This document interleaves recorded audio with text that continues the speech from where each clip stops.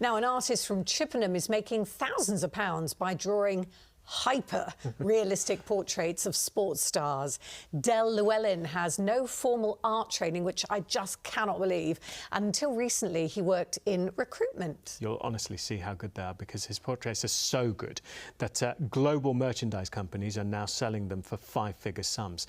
Our reporter Karen Bell went to have a look. A photograph of football pundit Ian Wright. Except it isn't.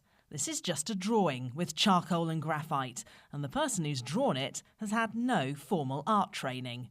This is Del Llewellyn from Chippenham, and here's what he's taught himself to do. So I was working in recruitment in 2016 and realised that I wasn't good for an office job and wanted to do something more creative. So I made the decision that I wanted to get back into art, which is what I used to do as a child.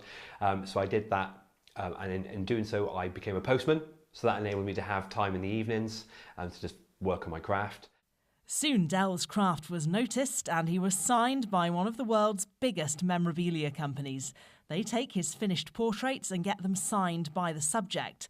One picture can take a month to finish, but a signed one of a big star can sell for up to £18,000.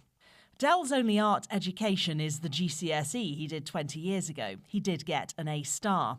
But how do you go from good to photographic? I think it's mainly just down to sheer practice and just trying new things, figuring out what works for you, failing often. It's a complete dedication to your craft, and I think as an artist you have to have intrinsic motivation to want to better yourself. It's not necessarily what other people are doing it for other people. If you focus on what you're doing and you're doing it for you, you will always get the best out of what you're trying to produce, and I found that in football and art.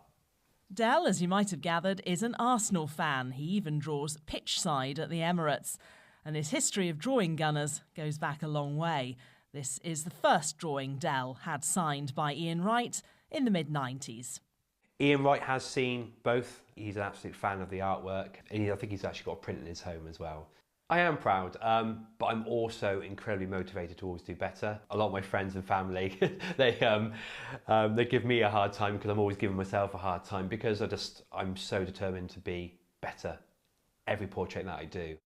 It's hard to know what better might look like. Karen Bell, ITV News. Just incredible. I've seen your stick men. We're useless, aren't we? We're really bad. Although you did do a good horse once, I seem to remember. It had 6 legs, though.